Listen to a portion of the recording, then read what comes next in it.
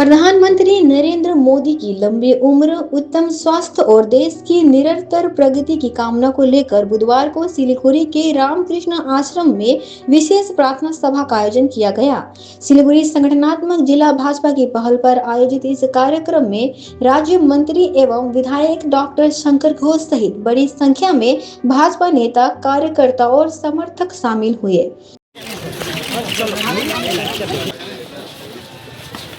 ज्योति दी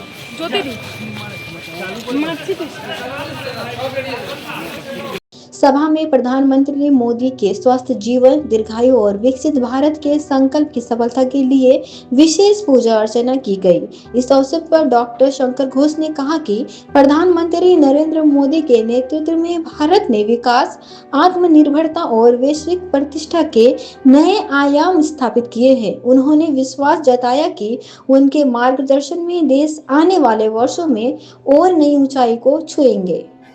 দেখুন, জীবনে কোনো না কোনো দিন নতুন নতুন দায়িত্ব আসতেই থাকে।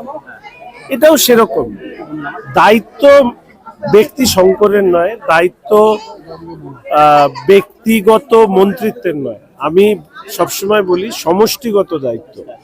দল এবং সরকার যে দায়িত্ব দিয়েছে সেটা সবাই মিলে আমরা পালন করব। আমাদের মাননীয় মুখ্যমন্ত্রী যেরকম পরামর্শ আমরা নেব, ঠিক একইভাবে আমার মন্ত্রিসভার আমার সহকর্মী যারা আছেন তাদের পরামর্শ নিয়ে এবং সর্বোপরি মাননীয় প্রধানমন্ত্রীর যে পথ আমাদেরকে দেখিয়েছে চলা, সেটাকে সামনে রেখে দল তার যে বিচারধারা, সেই বিচারধারাকে সামনে রেখেই আমাদের দপ্তর কাজ করবে।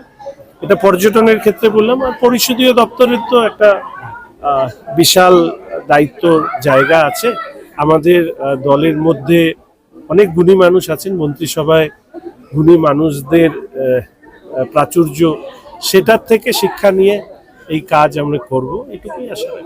দাদা, এর আগের যেটা অভিযোগ উঠতো কেন্দ্র রাজ্য সমন্বয় মিলে পর্যটন দপ্তর উন্নয়নে কাজ হয়নি, কেন্দ্রীয় মন্ত্রী এসে বারবার সেইবার আমি এখানে আজকে এসেছি প্রধানমন্ত্রীর লংগেস্ট সার্ভিং প্রাইম মিনিস্টার হিসাবে মাননীয় প্রধানমন্ত্রী, যশস্বী প্রধানমন্ত্রী নরেন্দ্র মোদী মহাশয় তার 12 বছর বর্ষপূর্তি তিনি পূর্ণ করলেন, যেটা আমাদের কাছে গৌরব। ফলে স্বাভাবিকভাবে এই গৌরবের দিনে আমরা প্রধানমন্ত্রীর দীর্ঘ আয়ু, সুস্বাস্থ্য এবং তার সুশাসনের কামনা করে আমরা রামকৃষ্ণ পরমহংসদেবের কাছে প্রার্থনা করলাম।